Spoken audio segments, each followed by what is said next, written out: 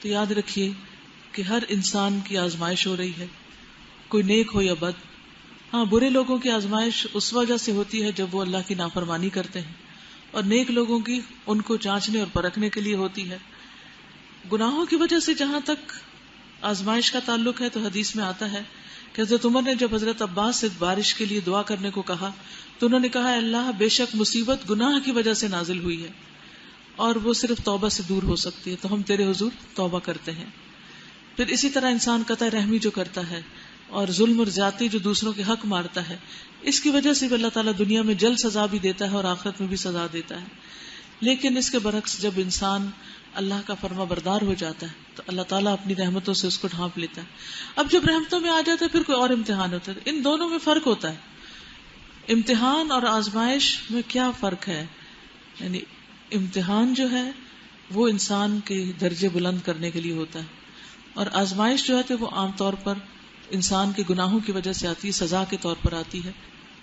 اگر وہ اس آزمائش میں کامیاب ہو جاتا ہے، یعنی اللہ سبحانہ وتعالیٰ کے قریب ہو جاتا ہے، سمجھ جاتا ہے، سنبھل جاتا ہے، گناہ سے توبہ کر لیتا ہے، تو یہ شخص پہلی کیٹیگری میں شامل ہو جاتا ہے. یہ امتحان یا آزمائش اس کے لیے عذاب نہیں ہوتا، ایک نعمت ہی ہوتی ہے کہ انسان دنیا میں ہی سنبھل جاتا ہے.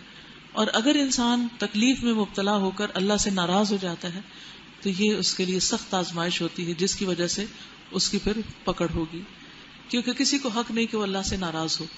اور پھر یہ یاد رکھیے کہ جو اللہ سے ملنے کی توقع رکھتا ہے اسے معلوم ہونا چاہیے کہ وقت جلد آنے والا ہے. جب وقت جلد آنے والا ہے تو اس سے پہلے جب ٹائم شارٹ ہوتا ہے، یعنی وقت کم، مقابلہ سخت ہوتا ہے، تو پھر انسان کیا کرتا ہے؟ بھاگ دوڑ شروع کر دیتا ہے. وہ لیزی ہو کے زندگی نہیں بسر کرتا. جو بھی کرنے کے کام ہے، اب پورے قرآن میں سے جتنی جتنی چیزیں عمل کی ہمارے سامنے آ رہی ہیں، ان سب کو اگر انسان واقعی کرنا چاہے تو اس کے لیے پھر سستی کرنے کی گنجائش نہیں ہے. اس کو اپنے ہر لمحے سے بہترین فائدہ اٹھانا ہوتا ہے.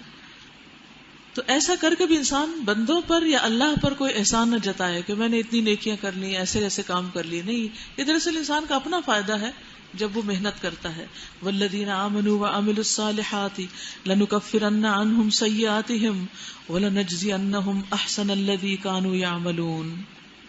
جو لوگ ایمان لائے اور نیک عمل کیے ان کی برائیاں ہم ان سے دور کر دیں گے، یعنی ان کی تکلیفیں دور کر دیں گے دنیا میں بھی اور آخرت میں بھی، اور انہیں ان کے بہترین اعمال کی جزا دیں گے. ہم نے انسان کو ہدایت کی کہ اپنے والدین کے ساتھ نیک سلوک کرے. نیک اعمال میں سب سے بڑا نیک عمل اللہ کے اوپر ایمان لانے کے بعد، شرک سے بچنے کے بعد والدین کے ساتھ حسن سلوک ہے. لیکن اگر وہ تجھ پر زور ڈالیں کہ تو میرے ساتھ کسی ایسے معبود کو شریک ٹھہرائے جسے تو میرے شریک کی حیثیت سے نہیں جانتا، تو ان کی اطاعت نہ کر. میری ہی طرف تم سب کو پلٹ کر آنا ہے، پھر میں تم کو بتا دوں گا کہ تم کیا کرتے رہے ہو. یعنی اللہ ہی نے حکم دیا کہ ماں باپ کا کہاں مانا جائے، اور اللہ ہی کا حکم ہے کہ اللہ کی نافرمانی میں ماں باپ کی بات نہ مانی جائے.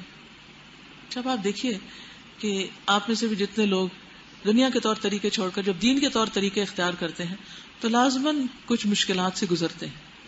کبھی وہ زبانی اذیتیں ہوتی ہیں لوگوں کی، کبھی لوگوں کے الزام ہوتے ہیں، اور کبھی جسمانی طور پر بھی انسان کو مشقتوں سے گزرنا پڑتا ہے. کبھی مالی پریشانیاں سامنے آ جاتی ہیں، کسی کو جاب چھوڑنی پڑتی ہے، کسی کو حرام طریقے پر چلتے ہوئے حرام راستوں کو چھوڑ کر حلال کی طرف رخ کرنا پڑتا ہے، اور اس میں دیر ہوتی ہے تو انسان کی آزمائش ہوتی ہے. تو یہ ساری چیزیں تو ہیں، لیکن اللہ تعالیٰ فرماتے ہیں اگر تم محنت کرو گے تو یہ تمہارے اپنے ہی حق میں بہتر ہوگا. اور پھر بعض آزمائشیں ایسی ہوتی کہ جس میں اللہ سبحانہ وتعالیٰ کے حکم کے خلاف ماں باپ کا حکم آ جاتا ہے، جبکہ ماں باپ کے ساتھ حسن سلوک کا حکم بھی اللہ نے دیا.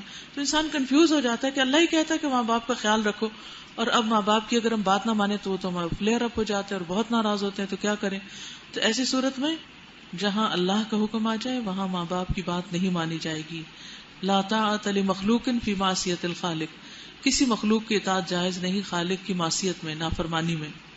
یہاں اسی لیے کہا جا رہا ہے کہ اگر تمہارے ماں باپ بھی کہیں، اگرچہ میں خود کہتا ہوں کہ ماں باپ کی بات مانو، لیکن اس موقع پر ماں باپ کی نہیں ماننی. اگر وہ تمہیں کہیں کہ تم ان کی اطاعت کرو تو ان کی اطاعت نہ کرو، اور ان کی اطاعت کیا کہ شرک کرنے کو کہیں یا کوئی حرام کام کرنے کو کہیں. میری ہی طرف تم سب کو پلٹ کر آنا ہے، پھر میں تم کو بتا دوں گا کہ تم کیا کرتے رہے ہو. اور جو لوگ ایمان لائے ہوں گے اور جنہوں نے نیک عمل کیے ہوں گے انہیں ہم ضرور صالحین میں داخل کر دیں گے.